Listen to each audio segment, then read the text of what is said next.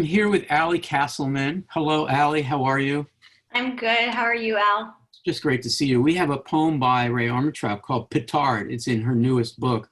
I'm going to read it. It's in two sections. I'm going to read it and just ask you a few questions about it. Really, there's no way in just a few minutes that we could possibly cover everything, but I guess the whole idea is to get the gist and talk about a few of its amazing strategies. So here it is, Petard 1. We hoped to see things as they are, by which we meant without us.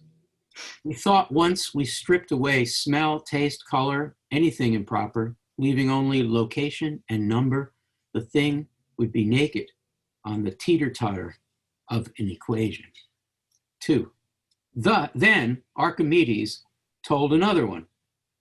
If I had a long enough lever and a fulcrum, I'd get a high resolution image of objectified bodies and hoist myself on my own petard. Allie, let's start with the title of the poem and the final line. What is hoisting oneself on one's own petard? What does that mean? It's kind of to fall into one's own trap. Right. Literally, it comes from Shakespeare, from Hamlet. Yeah. And petard is, of course, a small bomb. So it's to basically have a bomb that you made or set up, blow up in your face. Blow up in your face is blow up in your face is the current idiom. We don't use hoist yourself by your own petard, although I admit that I recently saw it in a commentary about the current president of the United States, that he had a tendency to hoist himself up by his own petard. But this hoist comes from lever and fulcrum related to Archimedes. So it's the usual Rae Armantrout thing, like you could never actually solve what her mind is doing, some kind of free association. But take us just in a referential sense from Archimedes' lever and fulcrum to hoist. What is that a reference to in Archimedes? Well, Archimedes is famous for articulating the lever. And so you need to be standing in a certain place, or it depends where your fulcrum is, to be able to lift a heavy object. Right. Right. And so, and what you want to do with a lever, the whole point is to lift the heavy thing. And so hoisting, we associate with that kind of like upward motion. Right. At the beginning of the second section, Allie, Rae Armantrout does something that I think you like to do in the little bit of the fiction that I've read, which is not to spell out the narrative completely, but to start a new section by saying, in media res, just saying, then Archimedes told another one. So what kind of way, imagine this were a short story, what kind of way is that? It's very funny and clever to think of Archimedes telling another one as if he's got another story, as if we've heard one from Archimedes before in this poem, which we haven't. How do you react to that lovely non-transition? And the use of the word then is so funny, really. Well, it's unclear what the another one is. I mean, it could be a story. It could easily be a joke. Or a lie. Yeah. And it doesn't, as you're saying, we have to do a lot of work to be able to connect it to the first section, because on its face, it doesn't have anything to do with what she's talking about in section 1. Yeah. So what we're going to do now is look like ridiculously quickly at section 1 to see if it's possible that section 2 is a lever for lifting the giant problem of section 1. If that were the case, it would be the best meta poem I've read this week, right? To have the idea of Archimedes solving a problem that's so big that we don't know how to lift it. So what is the aspiration at the very beginning, Allie? What is it that they hoped? We don't even know who they are. What are they hoping to do? It's a theoretical and philosophical thing. I mean, you could think of this in terms of the kind of larger project of language poetry. I can't read this without thinking of Virginia Woolf's kind of eyelessness that she describes in Time Passes. into the lighthouse. And of course, there it's I as in EYE, I. But that translates perfectly to a kind of I, the pronoun, I-lessness, removing ego, removing perception. So we hope to see things as they are, by which we meant without us.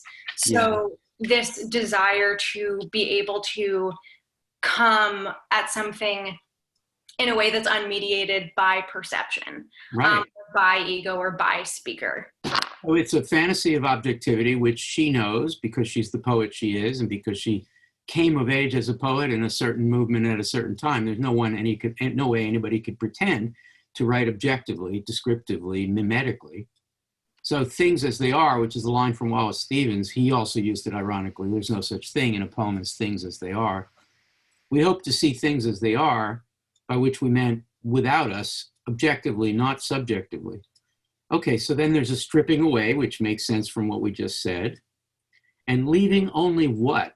Location and number. That seems to be like a street address almost. Mm-hmm. And then, and you help us with this because it's impossible and I can't do it, the thing would be naked. I guess that's the thing stripped down to its basics on the teeter-totter of the equation. What can you do with that? Well, I mean, there we get the lever, or at least a premonition of the lever before we actually get to it. So teeter-totter, I think of seesaw. Of course, the equal sign is going to be the fulcrum in that, right? And so how do we get things?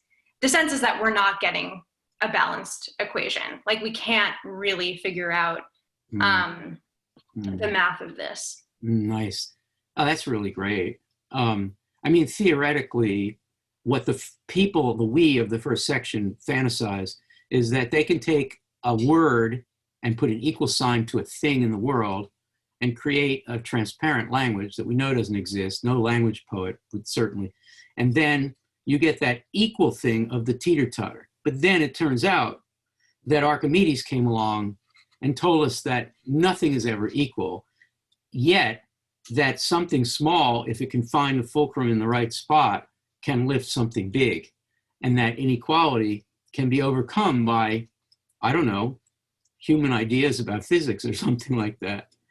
I want to ask you some general questions about this poem. First of all, a lot of people will watch this video and read the poem and think, oh gosh, I'm glad that Allie and Al, theorized about it because I don't know what it means. How do you respond to someone who says, oh, this kind of poetry takes too much work? I mean, I think so much of the excitement is in just the kind of sitting and dwelling. And as soon as you're in conversation with someone, I mean, just the idea of having the second section be the actual lever in action for that's acting upon the first section is a very cool meta-poetic thought that like did not occur to me in the time that I spent on this poem by myself. And so, talk to some, like show it, be like, what, just whoever's in the room, hey, like, what do you think of this? Oh, I love that. The poems, you're suggesting that the poem's problem implies that one needs, it takes two to tango. You have to have at least two people to be on one side of the teeter-totter and the other. Yeah, that's really, wow, it's meta, it seems to me. Let's each do a final thought on this poem called Petard. I'll start. I love the we, which is fake serious. That is to say, we is usually sort of a duped crowd, the people who aspire to something that's not possible.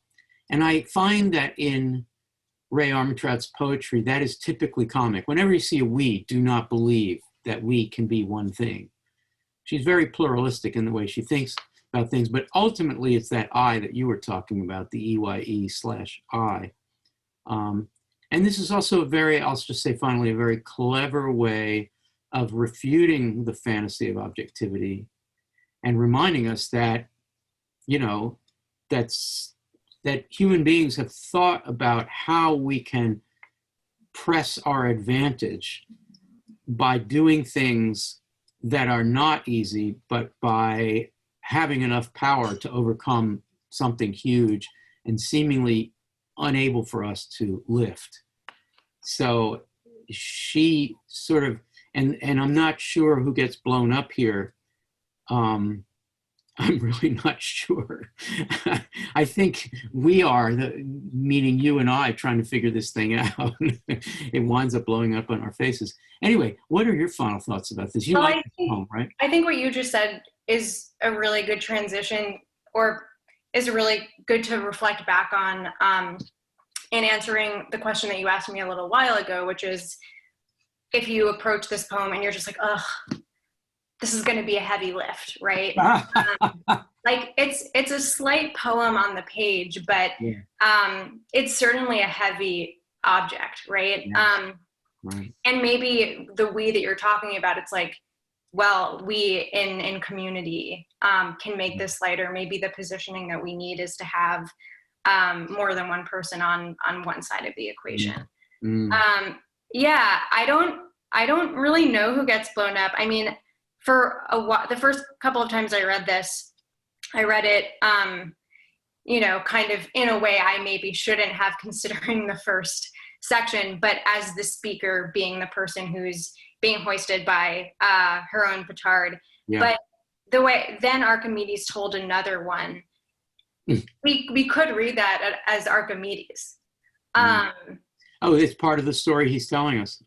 Right. He told another one. If I, Archimedes, had a long enough lever. I would go ahead and blow myself up. That's so funny.